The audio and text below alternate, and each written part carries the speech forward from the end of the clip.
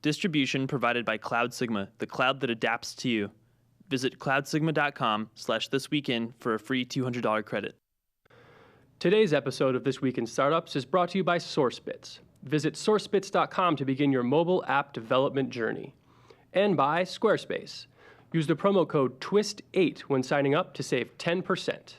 Hey everybody, it's This Week in Startups, and today on the program, a legend, Nolan Bushnell, the founder of Atari, Steve Jobs' first boss, is on the program. We're going to hear about, decades of experience in gaming and his latest company, Brainrush, and what they're working on. It's pretty compelling. Stick with us.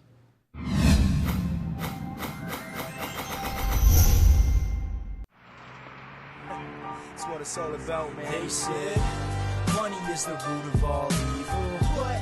Funny how it feeds my people. Yeah. We ain't gonna live like equals until we get the money, spend the money, and defeat you. Yeah. Money is the root of all evil. What?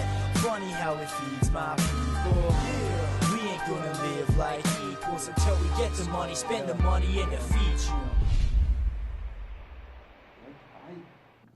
All right, we're back. Hey, everybody. Thanks for tuning into This Week in Startups. I am so excited because today on the program, Nolan Bushnell is going to be with us, and he is, of course, the famous founder of Atari, Chuck E. Cheese, and he's got lots of great stories about having folks like Steve Jobs and Wozniak working for him. He's seen it all, and he's got a really great perspective, and you know what? He's still working hard to innovate, and he's really into the education space, and there's a lot to say about that. A really inspiring guy, so you're going to love today's episode. I promise you that. And I promise you will love Sourcebits, which is a great development firm that does mobile app, cloud, and web development and design. They do design-led engineering, really smart cats over there. They did Sequoia Capital's website, and they work for companies like Hershey's, Coke, and GE, all the great companies. And hey, they have this really cool game here. What's this game called? Beast Farmer, and I was playing it earlier. It was a lot of fun, and you can see these guys just know what they're doing in terms of design and game mechanics. What do I got to do? Feed these flies to this beast? Anyway, I got to do it again. These guys really know what they're doing. They make a lot of great apps, and if you're falling behind in your mobile strategy, you're going to be in trouble. Let me tell you this. The whole world is moving mobile. The amount of usage on mobile is incredible. Something like more than a third of Groupon's purchases are now happening on mobile phones, I read today. That's insane. The consumption on mobile is going to wind up, in my estimation, being 3, 4, 5 times as much as the web. And you know what an impact the web had on society. Mobile is going to have a magnitude more. Why? Because mobile phones are with you all the time. Have you seen the line at bathrooms? People are hanging out in the bathroom playing Angry Birds. I'm trying to get into a stall. It's like ridiculous at the airport. It's really having an impact on society in many different ways, and that's one of them. And if you're falling behind in your mobile strategy, your competitors are not, and you need somebody to help you catch up, and that's Sourcebits. These guys do a great job, and gals. I have to really be careful with that gender-specific language. I keep trying to say, what I got to say, fellas, people. I was trying to say man hours the other day, and I was like, and I just said human hours instead of man hours because you have a daughter, you start thinking about these things like gender-specific language.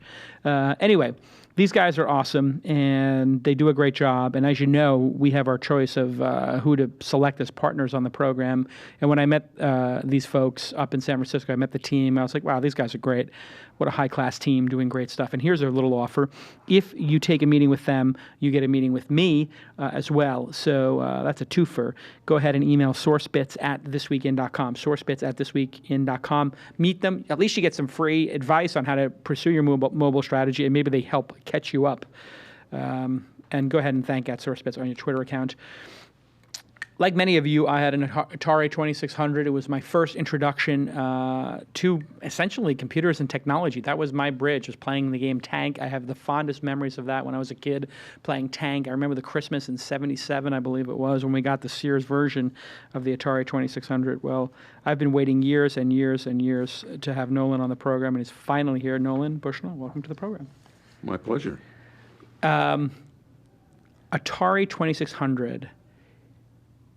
It feels like that is a seminal part of a generation's childhood. Do you have people just like when they meet you, want to give you a hug for creating that? I mean, it's when you say Atari 2600, I get goosebumps. Like, it was my childhood.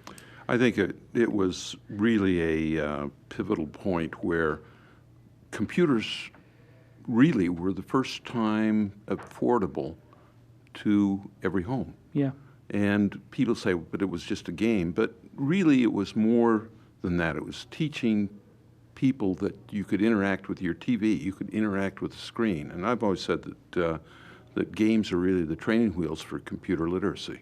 They are. I remember getting the joystick, and people in Christmas. I think it was when did the first 2600 come out? Was it 76? 77. 77. So yeah, my dad got us like one of the first ones, and I believe it was a Sears model. Yes. You had some sort of licensing agreement with Sears to make it, or they put their logo on it. Yeah, they marketed under Telegames, and Yeah. Sears really was instrumental in helping us really launch the original Pong and Yeah. and then later the 2600, and they were really the foundation for our consumer strategy.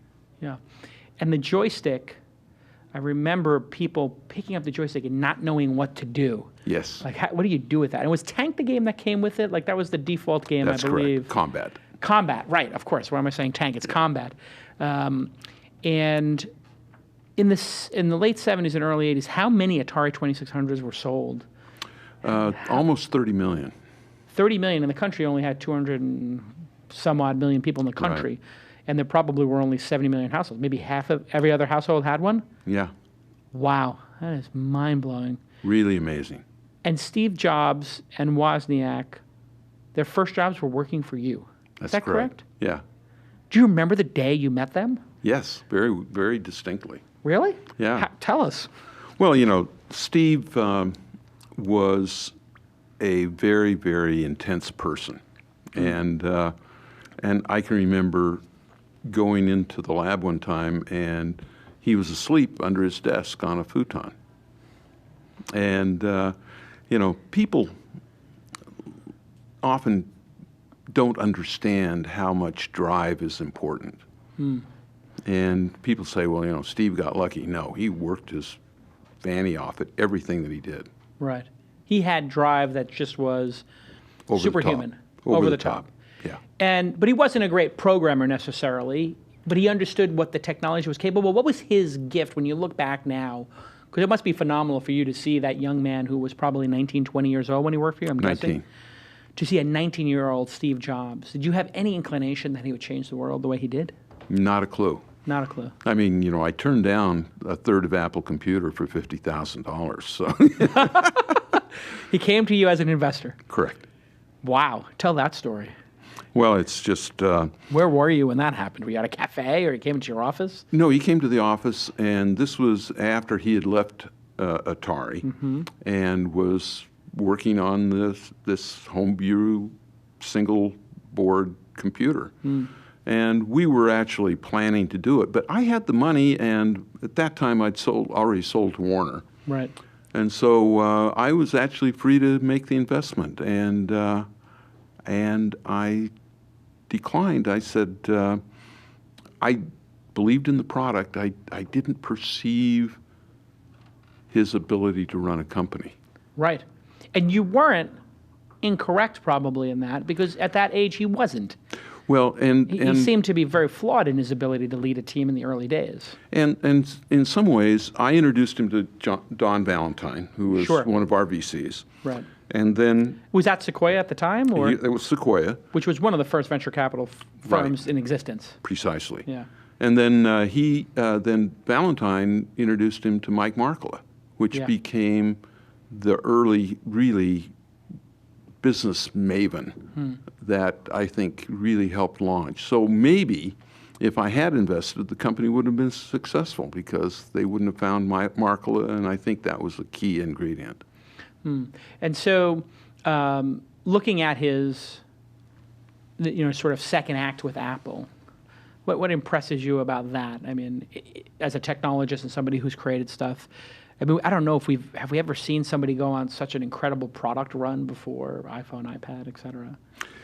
Well, I believe that Steve had the right passion at exactly the right time. And remember, Steve was all about simplicity and elegance. And so if you look at the product run, it's actually somewhat natural. How so? Well, at the time, it was very clear that MP3 players were really good for music on the go. Right. but they were very technically difficult to load. The Rio. Yeah, First one. You know, you had to be a techno geek in order to get music on them. Right. And so I think that he decided to do an MP3 player, which was actually very, very gutsy. Yeah. You know, what was a computer company doing with a music player? And then simplicity took over, and he said, okay, let's make it so that it's just really simple to get music on, i.e., therefore the iTunes store. Right. Then let's make it the packaging very elegant, i.e., the iPod. Right. And those two things were just the right thing at the right time to energize that. Right. And then, all of a sudden, you're walking around and you've got your cell phone and your iPod. Right. And, you know, duh, Right. why don't we put them together into a Right. phone? Yeah, and some people were actually got there a little bit before him. Yeah. And it seemed like people always got there a little bit before him, but he just did it on a level of ease and sophistication. Simplicity. Yeah. And by that time, Apple also had a wonderful cachet to them. It was the early adopters. It was the hip group. It was the marketeers. It was the sales groups. Yeah. It was the, it was the computer and the environment for the digerati, if you Right. would. And then, once the iPhone clicked off, then, sometimes maybe you want to have a little bigger screen, so the iPad. Right. So I feel like they were logical And the progressions. logic would take you to a television, I guess, in the next iteration. Exactly. And then you're done. What's after that? Oh, I actually think I know, but I don't want to say it right now. Do you think it's brain? Do you think we'll have like wetware brain connections to the computers in our lifetime, No. my lifetime? No, too hard. I think that's too hard. But, one of the things that Apple needs to try to do is keep from everybody trying to channel Steve Jobs. In terms of advice for Tim Cook and everything. Yeah. And why is that? Why shouldn't they channel their inner Steve Jobs? Because things change. I saw Disney really almost destroy itself trying to channel Walt after his death. Right. Everybody said, what would Walt do? Exactly. And I believe that's a stifle to creativity. And really one of the things that you also have to look at with Apple is they had a creative environment. I mean, the innovations were mostly done by others. Right. And Steve edited well, Right. but there was tremendous creativity in it because they had a nurturing environment for creativity. And people say, well, Steve could be very toxic and that sort of thing, but the whole environment was very creative-centric. Yeah, I was just on the campus yesterday, and it's just beautiful. Everybody feels very innovative, and they feel like they're very warm. And he would be rigorous with people, perhaps just inhuman, some of the stories of how brutal he was to people when it wasn't right. But overall, you're saying the ecosystem was one that really challenged people to make great things and nourished it. Yeah, and everybody talks about the evil Steve Jobs, but, I personally never saw that. Right. He was always on his best behavior and that he was not tolerant to foolishness. And so if his knee-jerk reaction was, this is silly, he'd tell you so.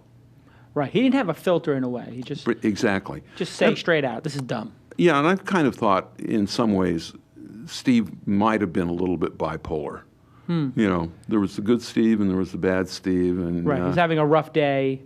And well, just he rips always things apart. had these screwy diets. Right. The And food diet. And I feel like when you have your blood sugar level popping to the stops in both Right. directions, I think that it affects your mood and your outlook. Yeah, it could have been that simple, huh? Hey, did you sell Atari? Do you regret selling Atari so early? Do you think that could have been Apple? That could have been like a company for the ages? It felt like it had such a strong start, and do you regret that sort of? I regret it a lot, but you do what you have to do. I knew that to launch the 2600, I needed a massive amount of cash. Right. And and we were all set to go public, and the market kind of did a hiccup. And so they said, gee, we're going to have a hard time getting this offering off. And I needed about $20 million. Which at the time, which was a lot of money. 1970-something. Yeah, and so it was sort of, in one way, you sell the company to get the cash you need to see this vision, or you really stifle the product. And, you know, I was young, and we never had enough cash because we were growing. And people don't realize when you grow a company how much cash it consumes. Right. And we were just always up against the stops. And so in some ways, I can look back and say I wished I hadn't sold it, but I think if I couldn't get the offering off, it was the right decision. What was the magic of the community you built? There's so many people who worked at Atari, you know, went on to great things. What do you think was the magic of that time period in that company? We developed a culture of creativity. And I'm actually writing a book called Finding the Next Steve Jobs, but it's really more about how do you find them in your own organizations, or how does a environment really affect the creative culture. And we had a very creative culture. And it was later channeled into Apple. It was later channeled into basically all the big successes. I mean, there's literally more than 100 companies. Wired magazine several years ago actually did a genealogy of companies started from executives at Atari, and I'm very proud of that. Yeah, that is a big part of your legacy. And tell me about the new company, Brainrush. I was playing with it the other day, and you have a lot of thoughts on education. Obviously, and I find it kind of fascinating that you're passionate about education, because when I was a kid, people yelled at me for playing video games. And if I had never gotten that Atari 2600, I would have never gotten the PC Junior. I would never become addicted to technology, the interface and everything. That was my bridge. That was my gateway drug, was the Atari 2600 to my entire career. I look back on my entire career and I say, it started the day I got the Atari 2600. Not just that, I believe that the game world essentially made the United States extremely powerful in terms of technology. Really? Because of that, because it permeated the whole society. If you look at good computer programmers in the UK, they had this thing called the BBC Buggy, which was a very, very cheap, very simple computer that their schools introduced. And that generated a whole class of world-class programmers that the UK has today. And the UK is probably the only country that is really on a par with the United States because of these toy innovations. Right, and they got people pretty far. So tell me a little bit about Brainrush. I mean, I started playing with it, and I'll pull it up on my screen here. This is the South American countries, I guess, game, if you will. Would you call it a game? What do you call this new genre? What it really is, it's interactive lessons. And it turns out that when you put time limits and functions and score, kids can't determine the difference between that and a game. Time limits, function, and score. Correct. So if they can get a score, and time is ticking down or ticking up or changing or whatever. Well, there was a lot of research done by a guy named Mikai Csikszentmihalyi about flow, which is the ultimate state of happiness. Right. And you say, well, what's the ultimate state of happiness? Well, it's when you lose yourself in an activity. Time goes away, and he started not looking at anything other than what makes people happy. Right. And he discovered that when you're challenged just enough, but not too much, you're happy. And we do that in designing video games. If we can get you in the state of flow, where time goes away, you're totally engaged. You're in the moment. You're in the moment. Right. That's great. And it turns out that that is the magic sauce for making learning sticky. And this is what, going back to the Atari days, what games were about. The games got progressively harder. Exactly. Whether it was Pac-Man or, Missile Command, every level got a little faster, a little more missiles were dropping, and it was just harder and harder. Maybe you had less weapons or Defender. As your all the skills games. got better, the game got harder. But it wasn't crushing in the beginning. You didn't crush Exactly. people's soul the first time they went up to Defender. And our goal was easy to learn, impossible to master. Easy to learn, impossible to master. And now you're taking that to education. So I played this game, and I have to say, it's really interesting. These are all the countries in South America. Correct. And when you play it, stage 1, you pick which is Paraguay, which is Ecuador. I believe this is Paraguay. Yeah. I got it right. Colombia, I think, is this one. That's Venezuela. This is Colombia. Colombia. Correct. And I have to tell you, Venezuela. this is the simplest graphics ever. And, I looked at it and I was like, I know every single country now in South America, and I did it in 20 minutes, and I couldn't stop. And I had people in my office, and I was like, I'll be right with you. Colombia. I want to finish learning every single one in South America. And if you did this in school with me, I would have loved school if this is what school was. See, I believe that we are on the threshold of being able to teach kids with perfect retention. Now, that's a big word whenever you say perfect. Yeah. But it turns out there's some review processes and things like that. You will be able to remember everything you learned in high school and college for the rest of your life by just doing a review once a month. Fascinating. I mean, just a quick refresh. And that's the brain science, I guess? It's the brain science, and everybody has a slightly different decay rate. Once I can characterize that decay rate of your brain, and it will be different in different subjects. Like if you have an affinity for certain things, your decay rate is slower. So if I like geography, I have a little bit of preference for it, but if I have a problem with vocabulary or math, it could be a different decay rate. Exactly.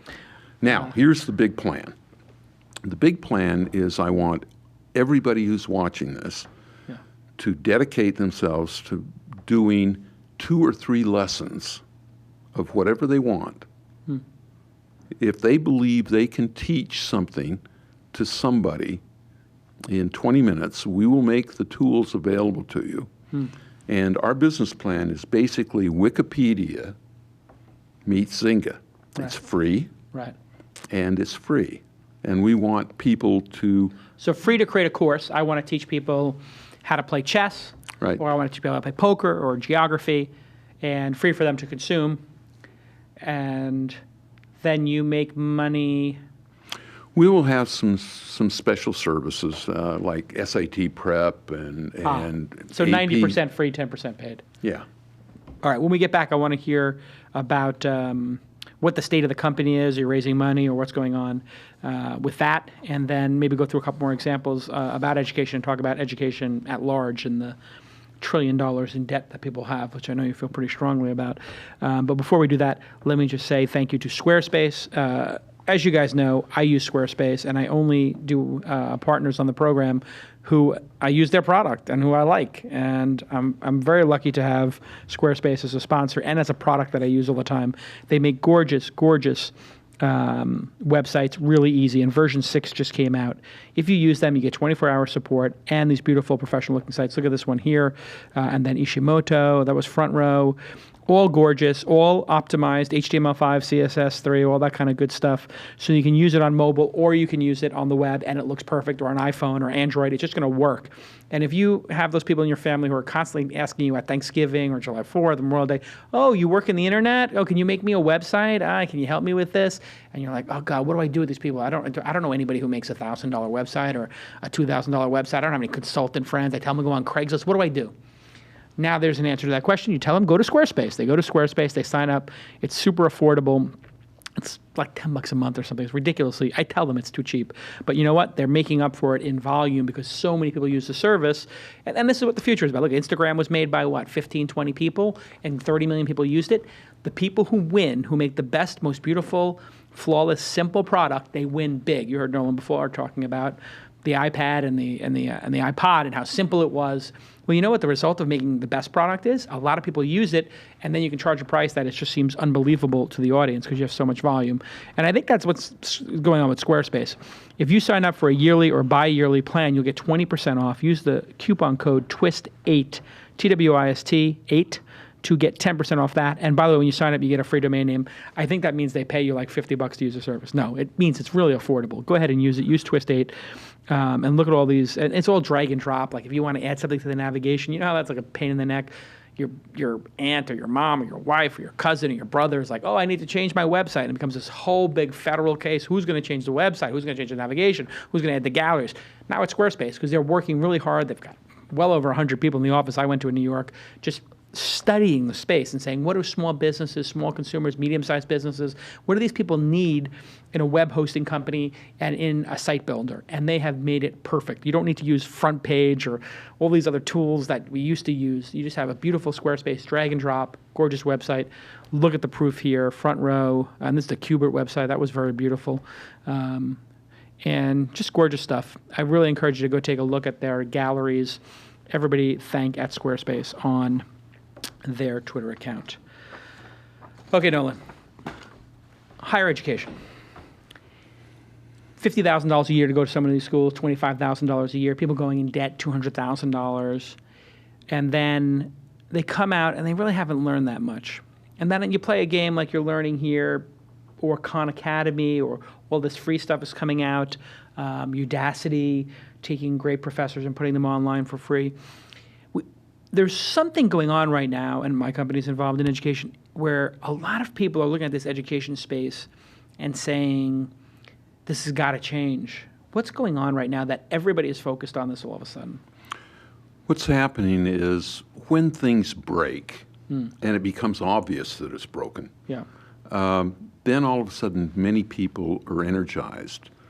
And, you know, the reality is that 20 years ago, you really needed a degree to really prosper.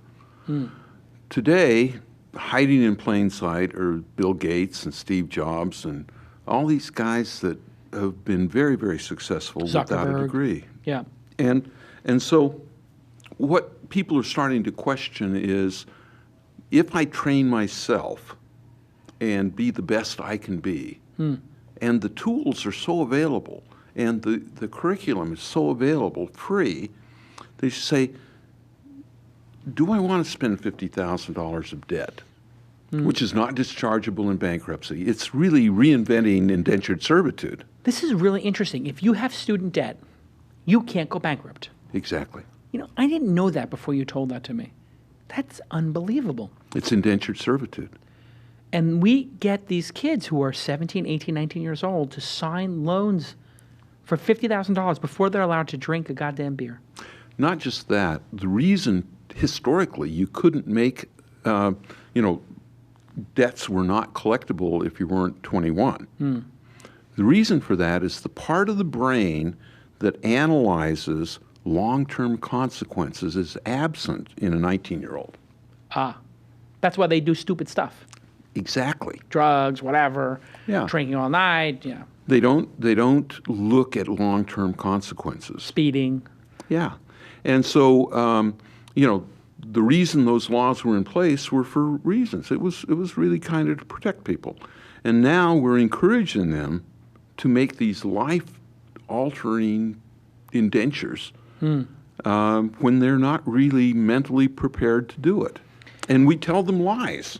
We say, just get a degree and you'll make so much more. You'll be employable forever and you're going to make this incredible salary. Yeah. And what's the truth now? Only 44% of college graduates, and this was the last data that I had, was in 2008, were employed in their field. So what they're learning in school has absolutely nothing to do, in the majority of cases, with what their degree is about. Now, decoupled. Yeah, the wags would say, well, yeah, but they're more mature and they've got, life skills and things like that. But at the same time, passage of time gives you maturity. Work experience gives you maturity. Probably a lot more than I would think being on a campus, drinking and being in a dorm. Exactly.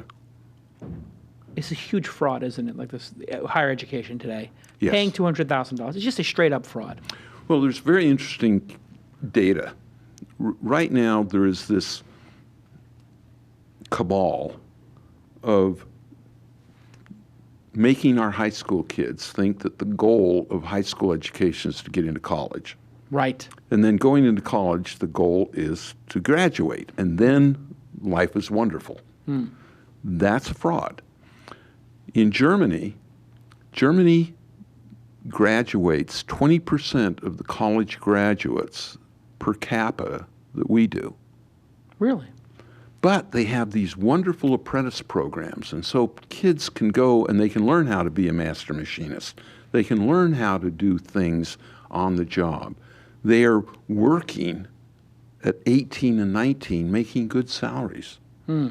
And Germany's doing pretty well. It's one of the most stable economies. I mean, Right. they're bailing out half the other countries in Europe. And the university cost is very cheap. And most of it is actually paid for by the government because they've got the balance right. Okay, so if I could wave my magic wand and make you president with unlimited power, dictator of the United States, and you can just sign a pen, tomorrow education is what you want it to be, what does Nolan's world look like? I would do a very, very top to bottom restructuring, adding huge benefits for apprenticeship programs, getting rid of, there's actually a lot of laws that block apprenticeships. They do, yeah. If you wanted to have an intern in California. Oh, California. insane. California is trying to destroy business in a way that is really amazing. It's pretty depressing for someone like yourself who has built companies and paid taxes in California that are, incredible to watch what they're doing to businesses. Well, I like to point out that, I started Chuck E. Cheese in California. It cost me $3,000 of legal work to be able to sell a franchise in California. Today, it costs $700,000 in legal work to get through the bureaucrats in Sacramento that are regulating franchises. And so, as a result, all the small franchise companies in the nation Are moving to? they can't. They just write off California. They're not here. So, if you're somebody who's gotten laid off and you're 50 years old and you've got a little bit of money, And you want to start a business. and you want to start a franchise, which is very safe compared to a lot of other things. Yeah, a lot of the you risks are can't taken do out. it. You The can't little do it. franchises you can't get. Wow. Crazy. And it's interesting when they're talking about taxes. They always say, "Well, we're going to lay off teachers and firemen," and I say, "No, lay off the whole franchise board." Yeah. Get Get rid of them. All the other states just use the federal regs. There's zero necessity to register in a state. If you want to have an intern, they can't do the work that a person getting paid can do Correct. or should do or are paid to do. Yeah. I guess would be the way to say it. What are you supposed to do with interns then? On an educational basis, what are they supposed to learn? How to get coffee? Yeah, it's just stupid. It's a joke. Yeah. So you think apprenticeships, going to work for free for a year or maybe even paying to go work under somebody, that's really what would help these young people. Instead of going into debt for $200,000, maybe they pay $10,000 to work next to a master animator for a year, or they work for free for a year. I think that most companies are more than happy to pay minimum wage to interns and that because they're valuable. But what's more important is they're not learning how to use the digital skills in school. The things, I like to joke and say that if you look at a high school reading list, they're preparing kids on how to live in the 17th century England. Right. Here's great expectations. Good luck to you. When they really Pride and should be Prejudice, reading some science fiction, they should be reading, the Blue Ocean Strategy. There's a lot of really rich knowledge that's there that is not academic, quote unquote, but very, very life skill centric. And right now, I think that at least 30% of the day should be on screen time with these very, very powerful tools. I mean, our software teaches kids 10 times faster than the classroom. Right.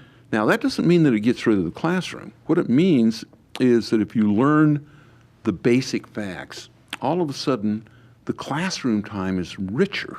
And so in the example here where I memorized all the South American countries, including Suriname and French Guiana, countries that I had like a vague recollection of those names, but now I know exactly where they are on the map. Exactly. And I know how to spell them. Right. And Suriname is different than Suriname. Anyway, what does that do then if we all came into class, let's say we were all in the 6th grade together, if we all come in knowing all 15 or 20 countries in South America, whatever it is, Now you can where does class start? Oh, it starts by talking about some of the differences. What's the economy of Ecuador versus Bolivia Right.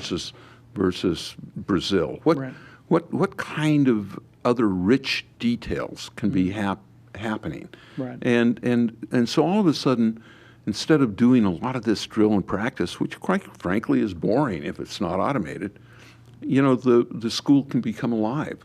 Right. And interesting. God More like forbid. Montessori and project-based and discussion-based, that kind of stuff. Precisely. Yeah. And I guess the criticism you're going to get from people is, this is just rote learning. How do you respond to all that? Rote learning is actually the foundation of all learning. And if you look at really what is being taught, I would say that at least 40% of elementary school is rote learning. Right. It is. 30% in high school and junior high school is rote learning. If you're looking at med school, half. Yeah, I noticed you Half had of- the muscle groups here, and I did that exercise as well, and now I'm plagued with this knowledge of human muscles that I don't need. Yeah, exactly. But I learned it so quickly. Exactly. And so, you know, I'm not saying this is going to replace teachers or schools or anything like that. I just want to get rid of the drudgery. And we've got some tools that will expand that. You know, we call it a vector engine, which shows you the direction that you need to apply rules, a rules engine, necessary for physics and chemistry and mathematics and things like that. Right. But, you know, if we can just make rote learning 10 times faster, all of a sudden the other things expand and it makes them more interesting. You're just taking away 30, 40% of the inefficient process in the universities, which could Exactly. either result in 30 or 40% less cost or 30% more time to put into deeper things.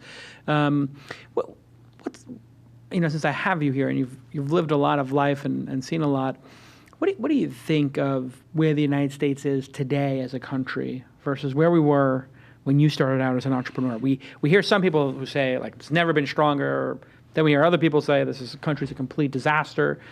What's the truth? I mean, are we looking at a complete disaster where the world and climate change and everything is going to be? You see a dystopian future, or are you positive about the future? I'm very positive about the future. I think the American mind is very resilient. And I believe that a lot of people believe that there's a lot of problems going on.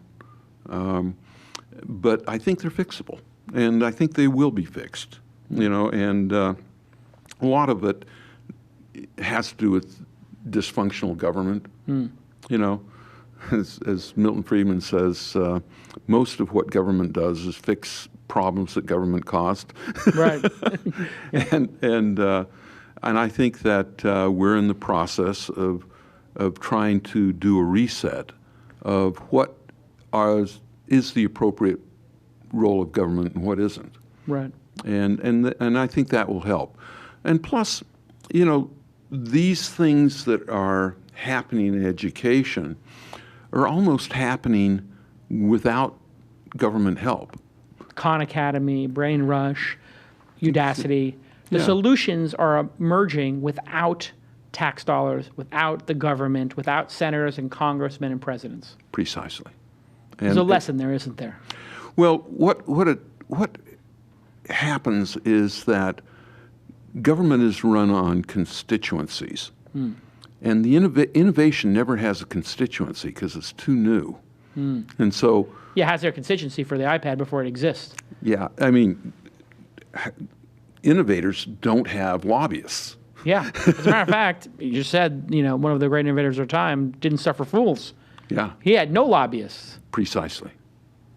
And that's what we're seeing is the entrepreneurs are going to solve this problem, not the government. They'll always solve it. What's going to happen to these universities? I mean, you look at something like Harvard and everybody, oh my God, Harvard is such a great educational product. But if Harvard was such a great educational product, why aren't there 100 of them or 50 of them? Well, is there something unique to Harvard other than the selection process? That's one thing. Selection processes are good. I mean, aggregators, opinion leaders is important. There's also this thing called the credentialed society. And credentials mean something, but they don't mean as much as they used to. There is a deflation in credential value. The MBA from Harvard today versus just in 1999. Right. For example, I won't hire MBAs. No. Harvard for anybody else. I just had somebody on the program who said they were a Harvard MBA and they took it out of their bio. Yeah. Because they were afraid people wouldn't come work. Young people did not want to work for an MBA because they thought, oh, that's going to be soul crushing. Oh, that person's going to be a wonk. Well, but more than that, the case lessons that they do and the center of gravity, it's all, historic based. And what you want today are people who are thinking of the future. Like one of the things that I ask is, have you read Neil Stephenson? Are you a futurist optimist or are you a currentist pessimist? Yeah. And I don't hire pessimists and I don't hire people who are not enthusiastic about the future because I'm going to build it. I'm going to build the future and I'm going to make the future better than it is today. And what do you think happens to these universities? I mean, what happens to the 75th best artificial intelligence teacher or the 700th best, biology teacher on the college circuit? If Udacity has the best teacher available for free to everybody and you have all the tools to learn the, basic concepts, and I can go to Brainrush, learn all the basic concepts of artificial intelligence and computer science, and then go take a course with the greatest teacher ever at Udacity. What happens to a university? Are they just going to go away? Are they going to implode? Lower their prices? I think that universities need to exist, if nothing more, as a lunch club.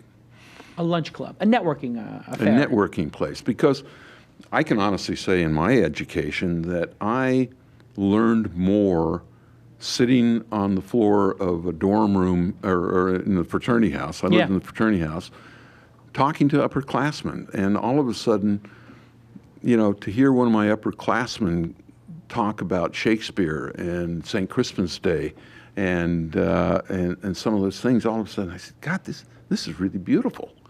And those kinds of experiences I think are important. Now, I don't know if kids are doing that these days, but I think that having a selected group of friends, I say you can't choose a lot about your friends, but you can choose the environment that they're in. Yeah. Your kids. Right. And I think that's always going to be of value.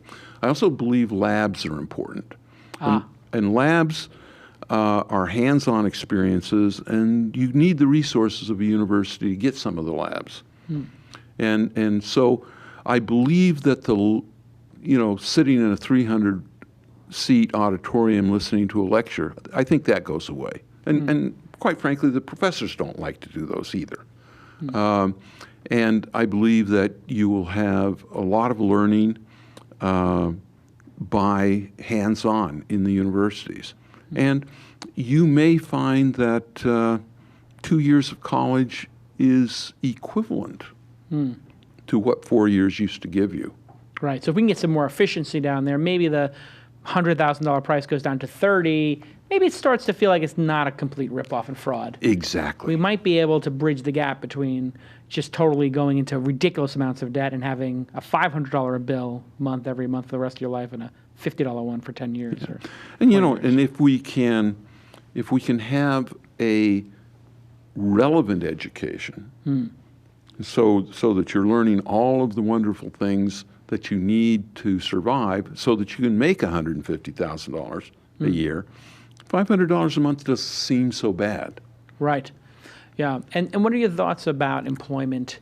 We're looking at the world. It seems like unemployment, some people are arguing this might be a permanent style of unemployment because of the massive efficiency that's happening because of globalization, because of automation. Do you think that we're sort of moving into this science fiction world where we just don't need to have as many people employed, and we might have just larger chunks of unemployment? And then how does society deal with a 10 or 20% unemployment rate where there's just not enough jobs to go around? Have you thought about that, or do you buy that? Because I hear people talking like that. I think it's foolishness. Really? I think that unemployment really is a discontinuity in the labor market. Explain. Right now, you cannot hire a master machinist in the United States. You cannot hire a JavaScript programmer. Right. There's lines out the door for graphic artists at Pixar, Disney, whatever. Disney, all of those things. So what we're doing is... You're saying there's job openings out the door, yes. Tons of job openings. It's a failure of education. Right. We're not matching the skills right. and education with what's needed in the market. And also, don't forget that there's a thing where you get what you pay for. And if you want a lot of unemployment, you pay a lot for the unemployed. And it sounds harsh, but quite frankly, I have 8 kids, and 8? I have Just 8. And I have 5 sons, and I don't give them money. Do I do that because I hate them? No, because I want them to be focused on building a career, building a thing. If they want to go to a movie, figure out how to earn it. Right. And I'm willing to give them jobs, and I'm willing to do things like that. But it's a thing where I don't see, I don't see happiness in the ghetto. Right.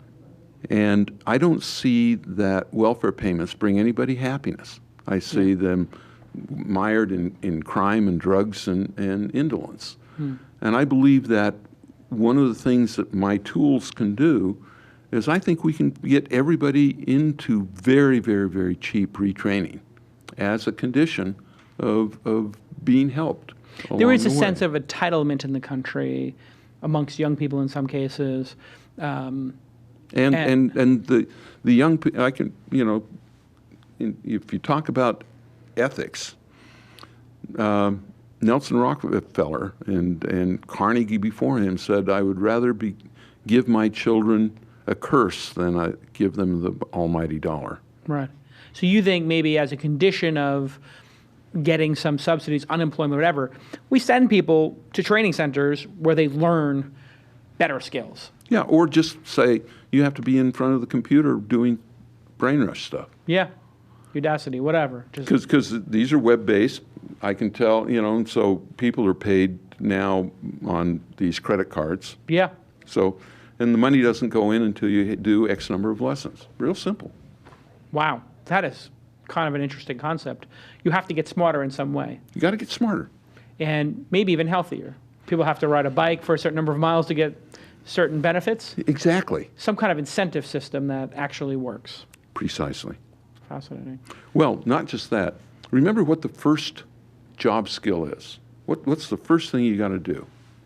First thing you've got to do as a job skill. Well, I guess be able to apply for a job? No, you just have to show up. Show up, yes. Showing up. You Step have one. to show up. Yeah. Once you have the job, you have to show up. And what are we teaching people? That they don't even have to show up. Yeah. Wrong. Interesting. How did Chuck E. Cheese wind up doing? I remember Chuck E. Cheese from when I was a kid. Very loud. It's still very loud. It's still going, isn't it? Oh, it's 550 locations. They're growing like Why'd you do a rat? I know there's a story behind this. it turns out that when we started the project, Because I found that crazy when I was a kid, that there was a rat. I was 12 years old when that came out. it started out as Coyote Pizza. That was the name. And I had high confidence that my engineers could make him move and talk and all that stuff. But we didn't have a huge amount of 3D graphic capability. So I was at an amusement park show, and I bought a walk-around costume of a coyote. Yeah. And I shipped it home, and I gave it to engineering and said, make it talk. And I called up a couple of weeks later. I said, "How's the coyote coming?" He says, "What coyote?" And I said, "Well, the coyote I sent you." He says, "No, that's a rat." And once it's one of those things that with caricatures, once you see it as a coyote, it's a coyote. But once you see it as a rat, you say, "Oh, yeah, of course it is." And he says, "There's a big pink tail." And that is how it became a rat.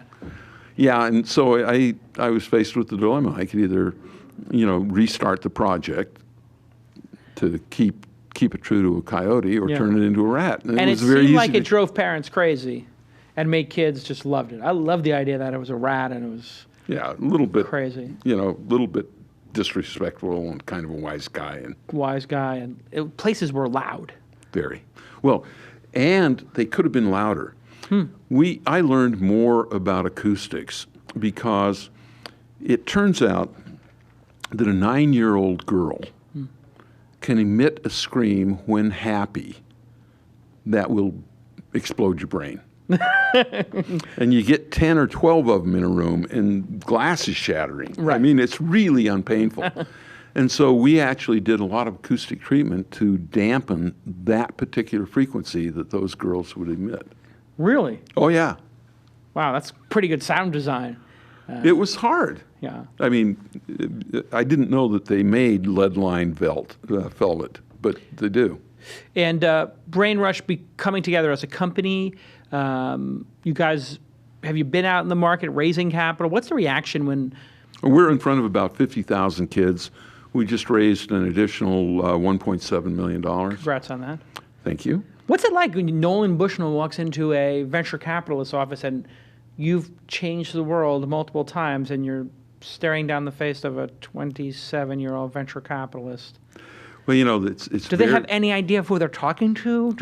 Are they in awe of you, or are they just arrogant 27-year-old venture capitalists? What's the story there? The venture capital community is run on fear and greed. And one of the Explain that, fear and greed. How so? Fear of what? The fear of failure. Got it. Looking like an idiot. Missing Facebook, missing Groupon, missing whatever. And they all have what I'd call blockers in which they have certain perceptions about certain industries. And right now, education is not on a lot of people's lists. Why is that? What's the blocker there? They just never seen a successful company before? It's been difficult, and primarily because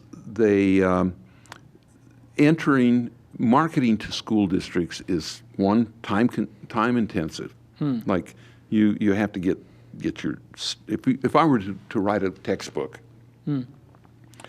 it would be virtually impossible for me to sell it.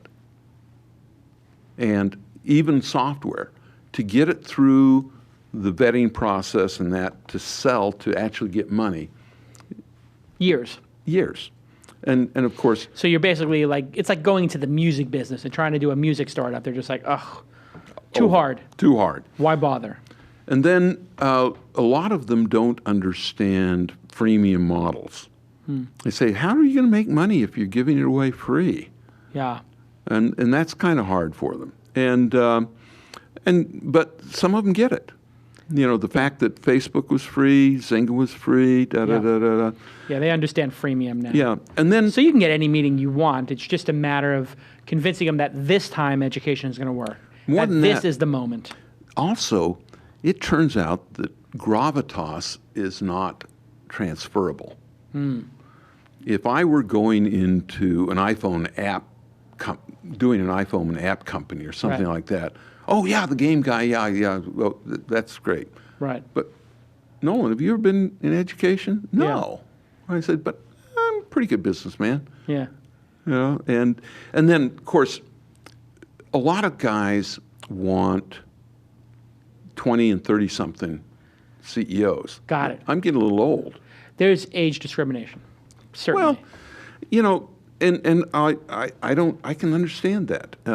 Why? What's unique about young people that old entrepreneurs don't have? There's been a lot of debate Not about stuck this. in their ways. Ah.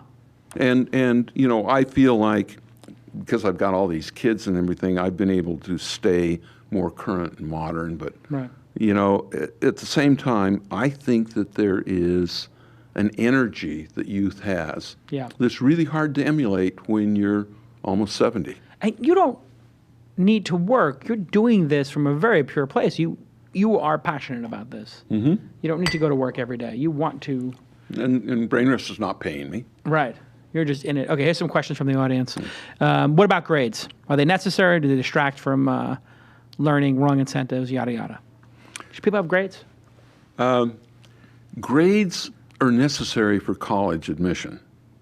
But The under cobble you mentioned before. Yeah.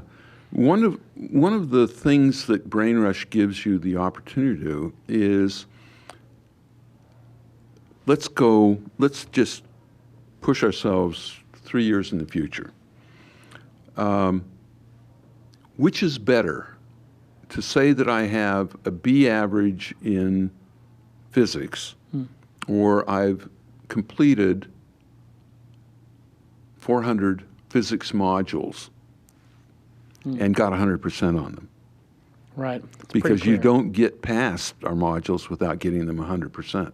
Right. There's no such thing as a C student. Everybody gets an A.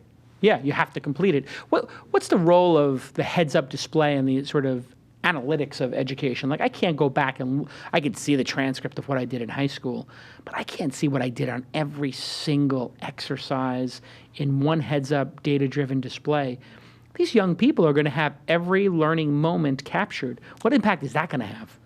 Well, I think that it's Like a life heads-up display. well, think about having an inventory of your brain so that the computer knows everything that you know. Right. And what the decay rate on everything is, and when you need to be reviewed. And all of a sudden that becomes that becomes you. That becomes your credential. And I think that is... So I can give you my mind map when I apply for the job. Here, log in and see everything I've learned and how many things I've done. Yeah. How many modules. And I know that if you've been reviewing on a regular basis, you still have all of it. Right. Yeah. Fascinating. What role does social play in all of this? Michael Perez asks. Is you hear a lot about social? Is social education real, or is that just buzzwords? Oh, social becomes very, very important because we are not going to be able to exist in faux socialness. Faux socialness is what I'd call your friends on World of Warcraft and your friends on Facebook. Right. What you really want to do is you've got to get together with people and mix it up a little bit. Right. And I believe that is going to be the value of college. Right. It's going to be that real world interaction, the debating the economies and the cultures of South America. Now that you are assured that everybody in the conversation knows the GDP, the population, and how to spell it, and where it is on the map. Deal with data. Yeah. Everybody will have the same data, the same truths, if you would. Yeah. And now you can start debating things which are important.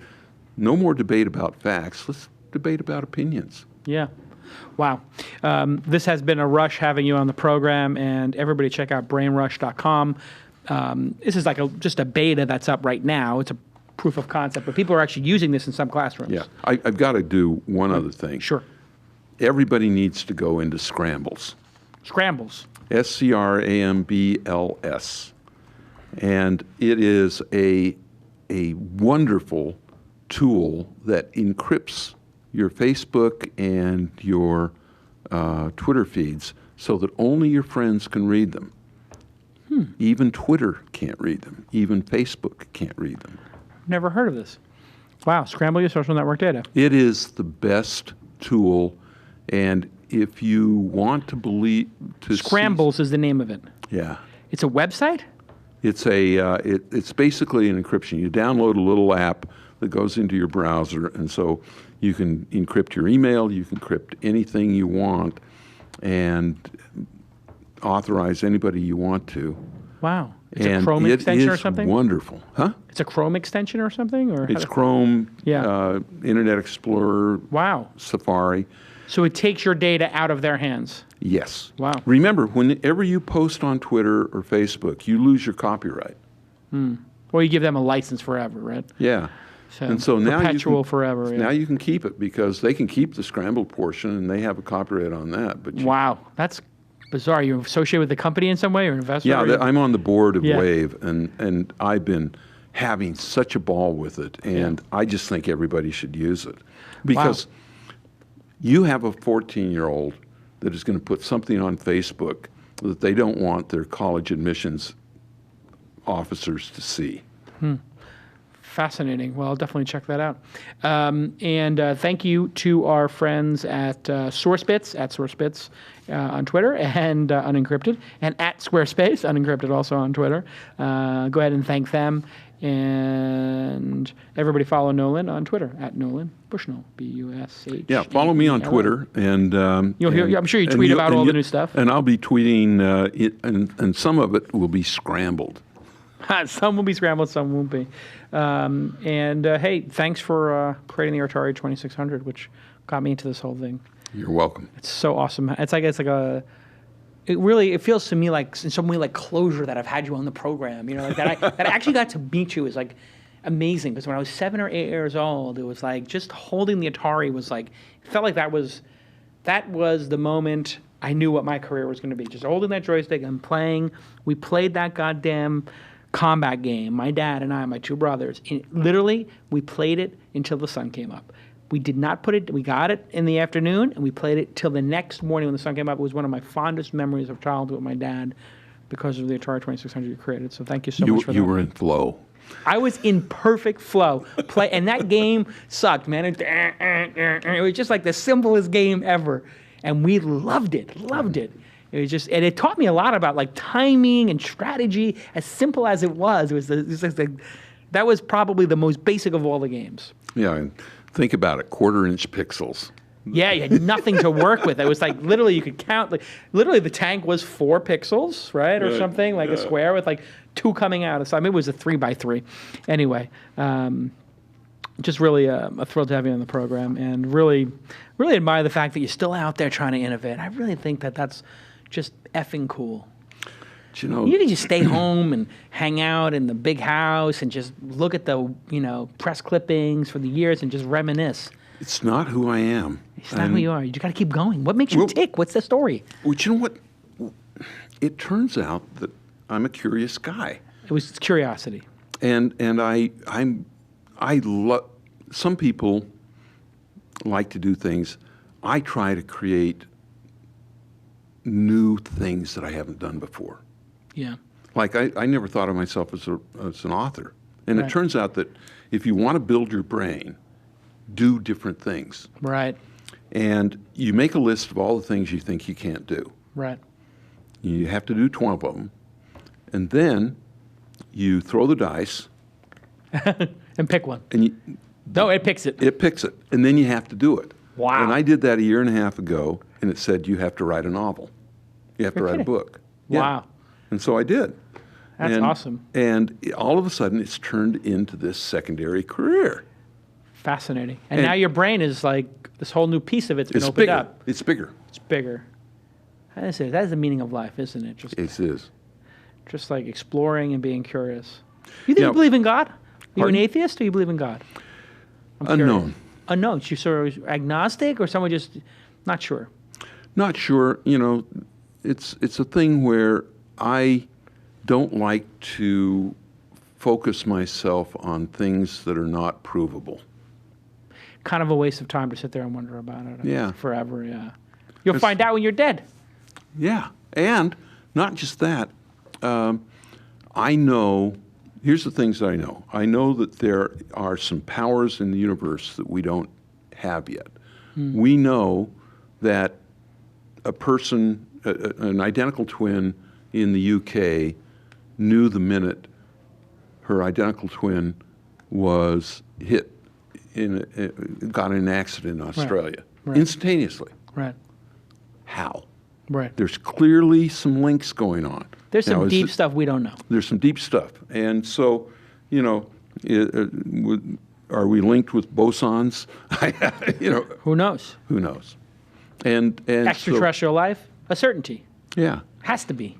Can't be the only one, right? Yeah, so I think that there's, you know, we as human beings will be the last to discover some of these things that, you know, are so surrounding us that we don't know. But I want to push back these issues of science as to my ability, and I'm going to keep doing it until they take me out feast first. What was the best decade? Was the 60s were kind of awesome, but the 80s are so innovative. Like, you have a favorite decade of your life, having lived 7 of them, or in 7 of them? I think my 30s were pretty good. Yeah. But I think everybody's 30s are pretty good. Just because you were like massively alert, you just... I was alert. I was young. I was relatively good looking. I was rich. You know. Yeah, that's pretty good. That's Rich at 30 and young, rich good looking. At 30, you know, that can lead for a good life. But I was also a jerk. Were you a jerk? Yeah, I didn't think I was at the time, but looking back on it, yeah, I was. Yeah, just too much power and It money came kudos. Too fast and various things, and you know, I think that you know, like right now, my family is the most important thing to me. I love them all, and they're and getting them all on a good trajectory. Yeah. That's really fun for me. Right. And it's a richness of fun that transcends what I'd call the hedonism that I was able to afford myself. Right.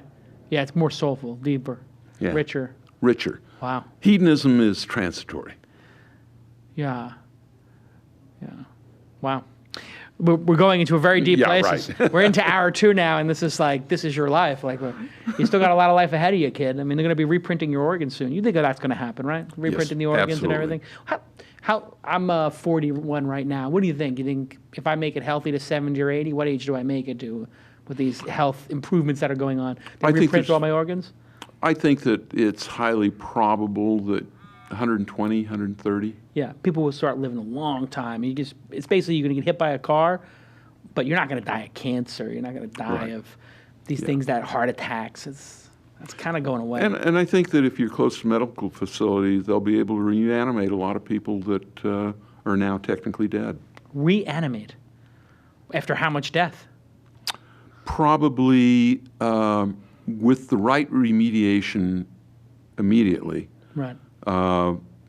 Probably an hour. Yeah, wow. That's fascinating. Just you die and then let's spark you back up. Here's a spark. I mean, I met these guys who are printing organs up at Stanford. And brilliant stuff. Yeah, they're going to be like, your liver, no good? Here, print you a new one. With your own DNA, with your own stem cells, whatever. I spent the weekend with some guys that are doing MakerBots. Yeah, the 3D printers. 3D printers, and cheap and good. And, you know, they are on a real real exponential run right now. Well, the concept 20 or 30 years ago that you would just be able to download a stolen, digitized movie and watch it on TV was ridiculous 30 years ago. Right. Now it's like, well, people are doing it all over the planet, or BitTorrent stealing everything. So the idea that you would be able to print out in your own home the latest chair from Target that was stolen and somebody made a 3D model of it, that sounds like something from Neil Stephenson, doesn't it, or Gibson? And now people are like, I saw that they printed an AK-47 or something. Like they can print a gun. Yeah. I don't know if a plastic gun actually works, but I think a good portion of it could be plastic. Oh, yeah. Well, things like spare parts. Yeah. That's actually turning into be a business right now. Yeah, I lose this little screw here on my microphone, and I just print it out. Print it out. Yeah, 99 cents. I just get the pattern. Yeah. What do you think about dictators? I wonder about this. When you were coming up in the 60s, 70s, a lot of dictators in the world. It seems like they're getting smaller and smaller. We're going to see the end of that, dictators, and North Korea, Cuba, Middle East turned over. I don't think I think people want to be free. Yeah. But democracy is not as well understood as people think. Democracies can very quickly turn into tyrannies without safeguards. Right. That is, a democracy could vote and pass a law that says we believe that 1 in 3 people should be killed. Right. It was done democratically. It was done democratically. But this democracy sucks now. But that democracy really sucks. Yeah. And right now, one of the problems with the Arab Spring is, do the Coptic Christians really want to live under Sharia law in Egypt? Right. Yeah. We may have had an election, but we elected the guys who hate you. Exactly. We elected the guys who want you dead. Exactly. Congratulations, you live in a democracy. Yeah. Not a great democracy. It's not a great democracy. So I think that we really should try to export our Constitution along with our democracy. But that's a whole nother ugly. And self-sustaining energy. That's our lifetime as well, right? We're sort of. Oh yeah. We'll get that done. Energy to me is already solved. It's not implemented. It's just not implemented. I don't know if you've heard about thorium reactors. Yeah, sure. Very good stuff. And waste pile reactors. What's that? A waste pile reactor? If you take all the waste radioactive material out of all the things and you put it in a great big pile and you pack it in a certain way, it will continue to burn and generate electricity for 100 years. Right. It's dangerous. You probably don't want to go swimming in it. But you don't want to go swim, but it's all in one big pile, and you're not worried about now. You don't have to worry about getting rid of it. Yeah. Now radioactive waste becomes a resource. Yeah, clearly. And if you're worried about global warming, why don't you just start seeding the ocean with iron powder? Right. And all of a sudden you get a lot of algae blooms, and the krill eats it, and then pretty soon you get a whole ecosystem of fish and shrimp and everything in the middle of the ocean, and it sucks billions and billions of tons of CO2 out of the atmosphere. Yeah, it seems like they're going to get that problem solved too. Oh yeah, it's solved. If we could just depoliticize things. That is the problem, isn't it? Yeah. I can't even get behind either of these candidates, and they just don't seem to be. I hate to use men, but they're both men. But they don't seem to be men of science and logic. They seem to be just bought and sold puppets. That is the history. I'm optimistic. I think that we're going to see a bigger change than we think. Yeah, maybe an independent party. Maybe. That would be great. All right. This has been After This Week in Startups, talking about politics, stuff like that. I like talking to you, Nolan. We'll see you all next time on This Week in Startups.